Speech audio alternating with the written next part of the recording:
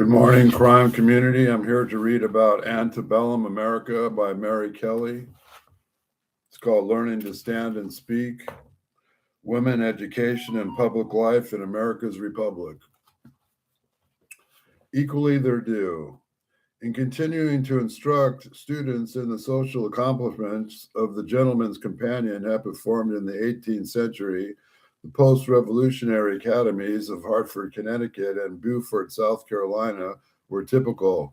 Instead of looking upon musical instrumental music, dancing, fine penmanship, drawing, and fancy needlework in antithetical to a more advanced academic subjects now being offered, newly independent Americans considered these arts an important complement. The means to and the evidence of gentility, they played a key role in the fashioning of an elite woman's subjectivity, an enterprise that teachers and students made the center of female education. In reading polite letters, and no less important, in practicing ornamental and decorative arts, students cultivated the taste and sensibility of their mothers had displayed at British America's tea tables and salons.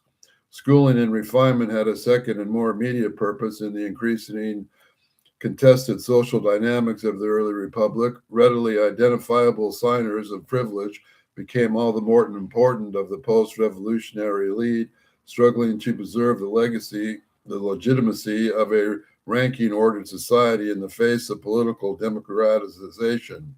The privileged daughter's education, including her command of the social accomplishments, was deeply imbricated in the contestation.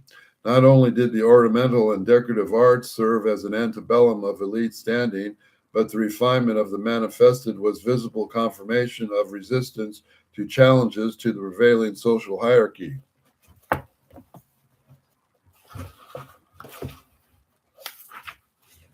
It's a map of America, early America. Gradually, the value attached to instruction to these accomplishments yielded to the increasing emphasis on the strictly academic course of study that distinguishes antebellum academies and seminaries.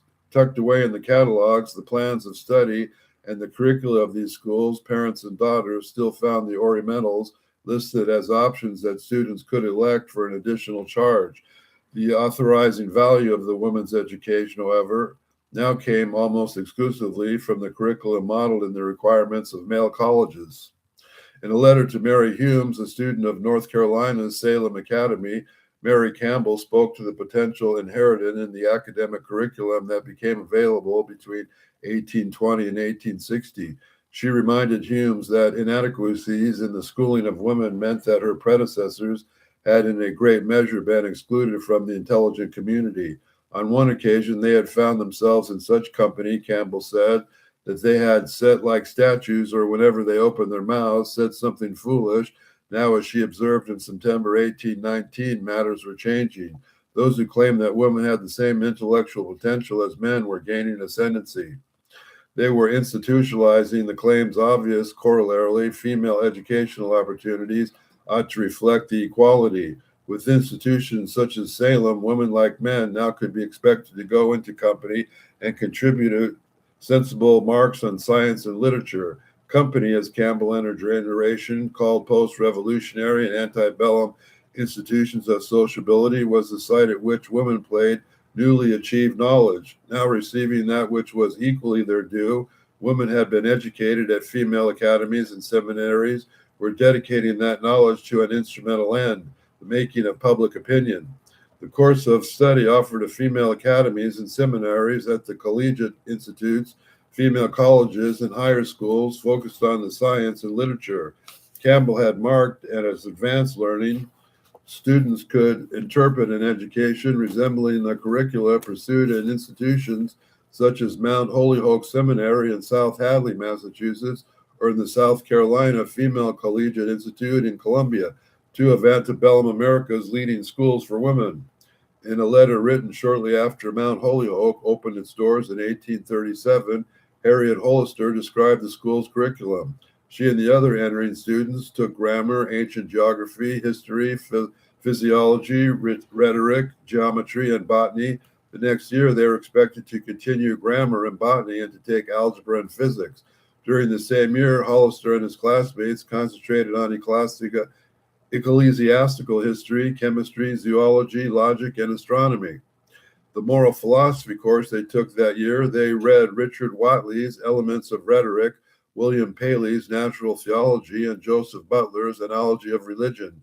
Students of the South Carolina Female Collegiate Institute were schooled in similar fashion.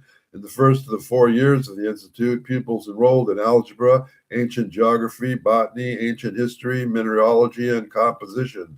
The second year, they attended to rhetoric, chemistry, modern geography, and the United States government. Pupils took logic, astronomy, modern history, geology, and natural philosophy. In the third year, their final year was devoted to belles lettres, mathematics, and moral philosophy. In the last of these courses, they read the same books as Paley and Butler as the students of Mount Holyoke Seminary.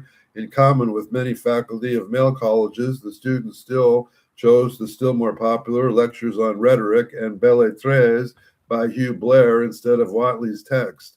They released, as well as Lord Kames' Elements of Criticism and John Milton's Paradise Lost. Students at either the seminary or the institute would almost certainly have concurred with Susan Allen's description of Mount Holyoke Seminary. She had enrolled in a brain factory, Allen told a friend shortly after arrival at South Hadley. And according to the primary to the cultivation of intellect, brain factory was a fitting label. However, Susan Allen told only part of the tale.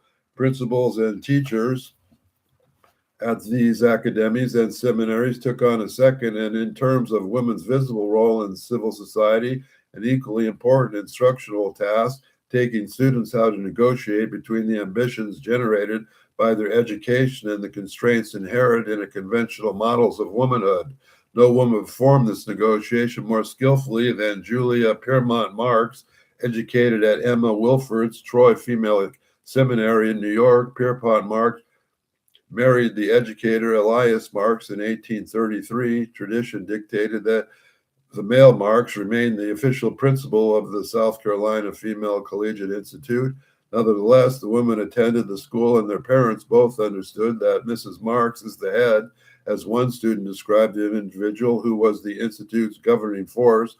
The Marks, whom students looked upon as their leader, was also the woman who cloaked the exercise of male authority in a woman's gentility that her daughter remembered as hospitable, generous, dignified, what we call in the South, and means much more when we use the term lady. It is an emphasis on these familiar conventions that tribute signal the persistence of the role elite women have performed in the 18th century. It's expected to preside at tea tables, musical gatherings, salons, and dinner parties, antebellum Southern women and their institutions of sociability for the same purpose of their predecessors, the making of public opinion. The principal of Mount Holyoke Seminary attended at the same schooling in ladyhood. Sometimes Miss Lyon gives up a description of the beautiful young lady. Lucy Goodale wrote to her sister Mary in December 1841, meticulous in observing conventions. Mary Lyon's lady always has her hair combed neatly. She always looks cheerful and happy. She is always in the proper place at the proper time, and when she is at work, she does it in the best way. Students attending to their teacher's schooling might well have noted Lyon's final injunction as she learned in the making that they had work before them. The work was not much in the performance of sociability as in the cause of benevolence, as Lynn told prospective students and their parents in a curricular printed 2 years before Mount Holyoke opened its doors. Thousands of the school's graduates took to this new direction, committed to exercise an influence in civil society. Their daughters and fairest promise of Lynn's referred to her students played a prominent role in organizing benevolence and enlisted in the ranks of those calling for white women's rights and black people's emancipation. Mount Holyoke graduates were also influential actors in the antebellum missionary movement, organizing and teaching in missionary schools in Africa, India, and Persia. As early as the 1820s, principals and teachers at female academies and seminaries began to form local, regional, and national networks. These networks served several purposes, including the exchanges of ideas about the pedagogy and the plans of study that have been institutionalized through the United States. Designed to achieve the threefold object of physical, intellectual, and moral culture, the outline of the plan of education at the Greenfield High School for young ladies in Massachusetts was representative. Students took natural philosophy, history, astronomy, grammar, geometry, rhetoric, algebra, chemistry, theology, botany, and geology. The principal and teachers took special note of the training they offered in Latin. A subject that they recommended was the rationale that is still used to promote the study of the language.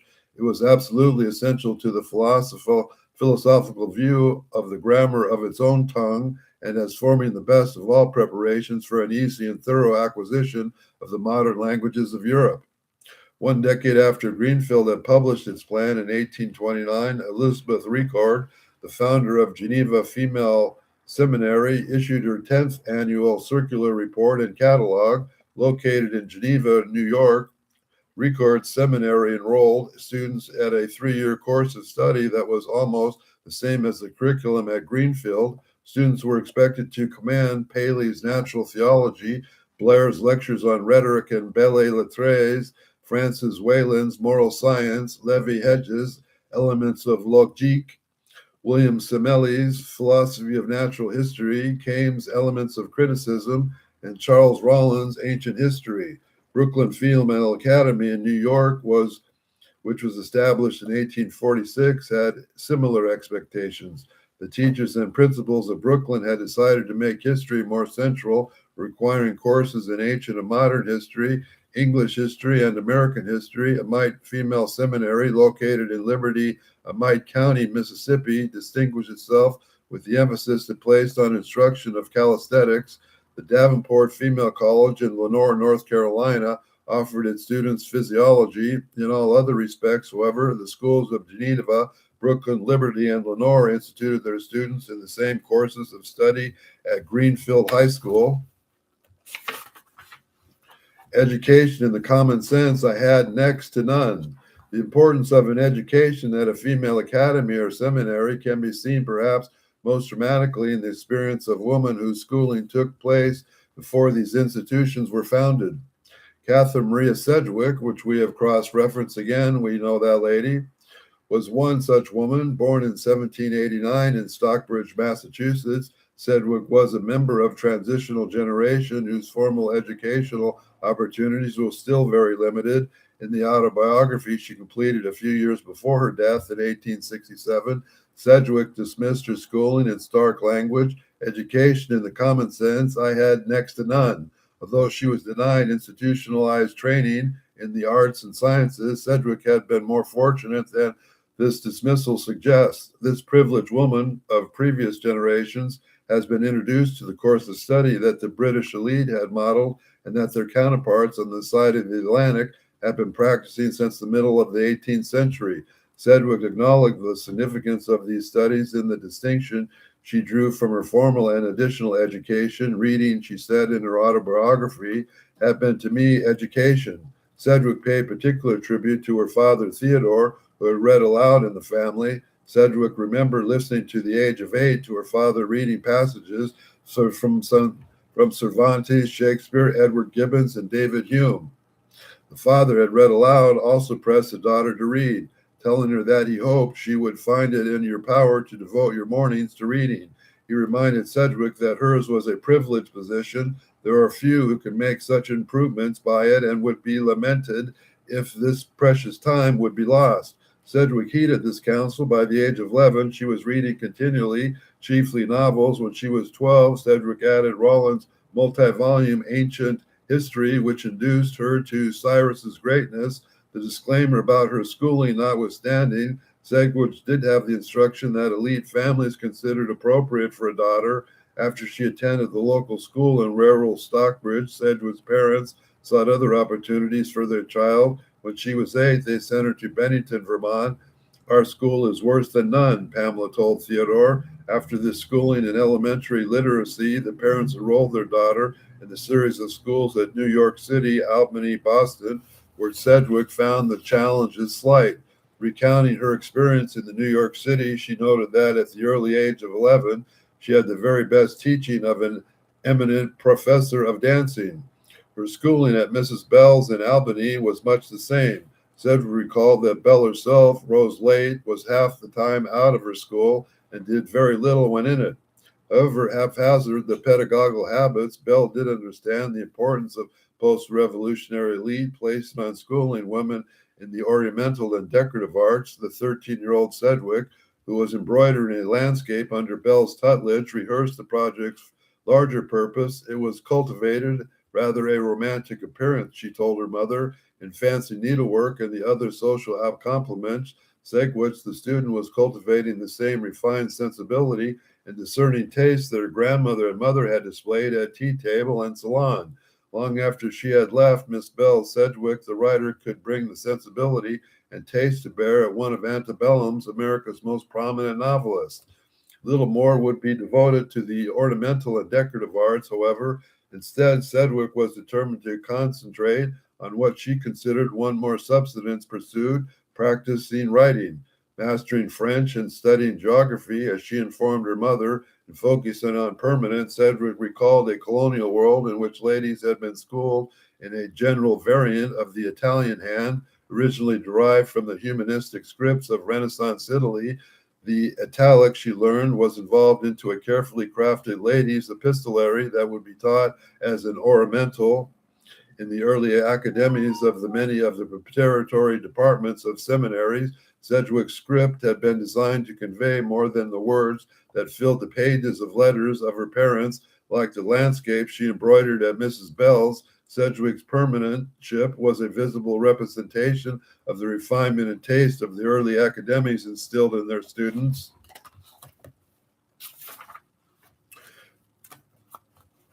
Penmanship in French were signal or ornamentals in their own right. They also served as bridges between the social complements and the academic subjects that students were taught at post-revolutionary academies.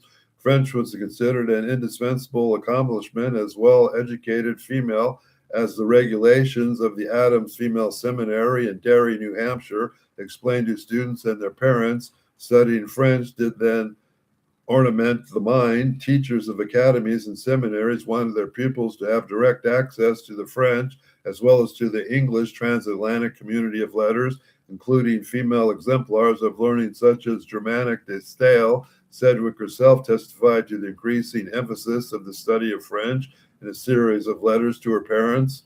In 1804, 4 years after she had begun French while in New York City, she wrote to both of them describing her linguistic achievements as Miss Payne's in Boston. In November, Sedgwick told her mother she was pleased with the instructor, a very excellent one, I assure you. Nearly 2 months later, on the day after her 15th birthday, she answered her father's inquiry about the progress she was making in French. I hardly find time to attend anything else. I am very fond of it, and it is my opinion that I come on very well. The other choice Sedgwick made anticipated the expansion in the subjects taught at women's schools, from the earliest academies of the relatively limited offerings to the antebellum institutions that provided advanced education. Geography was one of the staples of the women's course of study. Like Noah Webster's Dictionaries and Spellers, geography was designed to unite a spatially divided and socially diverse people, makers of the national identity of the newly consolidated America. The pedagogical narratives and pictorial images of the text schooled women in the particulars of Republican citizenship. In addition, like Webster's American Speller, geographies prepared women to read the other popular nation-building texts like early republics, newspapers, periodicals, almanacs, histories, and novels. Women, no less than men, were expected to engage in the cultural work of nationalism. Not surprisingly, then, teachers acted accordingly, making geography one of the first subjects they added to women's schooling in reading, writing, and ciphering. Theodore and Pamela Dwight Sedgwick's elite standing had determined the character and extent of their daughter's education, whether informal or formal. Sedgwick's parents and Sedgwick herself used their education to register both the family's social standing and their objections to a more egalitarian society. Initially, Sedgwick had aligned herself with her parents. From her perspective, those who opposed her father, the prominent Federalist who was elected to the House of Representatives in 1790, was gasping, dishonest, and vulgar. Decades later, Sedgwick acknowledged she had changed her mind. In a reminiscence of the Federalism, a story she based on the summer spent in Bennington, Vermont in the 1790s, Sedgwick included one character allied with the Democratic Republicans in response to her declaration that distrust of the people was the great error of the Federalists. Sedgwick, the narrator, grants that he was correct. In 1835, the year she published the story, she tells the readers his opinion, well, now perhaps he admitted the truth. In her life, and as in her opinions, Catherine Sedgwick illustrated the transition to a political culture that celebrated the people instead of the gentlemanly elite whom her father had represented. Defined more narrowly in the terms might suggest, the people identified by Sedgwick's Democratic Republicans were white men and women of middling and elite standing. The people were also gendered. Men were expected to engage in both organized politics and civil society. Women in the latter, only Sedgwick herself followed this pattern, a contributor to the organized benevolence that women like her mother had initiated in the decades that spanned the 18th and 19th centuries. She served as the first director of the New York Women's Prison Association in 1848. In contrast to the earlier generation, however, she worked with women from the middling classes and now populated the ranks of voluntary societies. Sedgwick's influence as a maker of public opinion is felt less in organized benevolence than in literary culture. The woman whose career began with the publication of the New England Tale in 1822, who Steve has to have a copy of the original, published more than 5 novels, scores of stories of domestic trilogy, and 8 volumes designed for young people, beginning with The Travelers, which appeared in 1825, and concluded with Memoirs of Joseph Curtis, which Steve's never heard about. That's a new one, because my family's name is Curtis. A Model Man, published in 1858.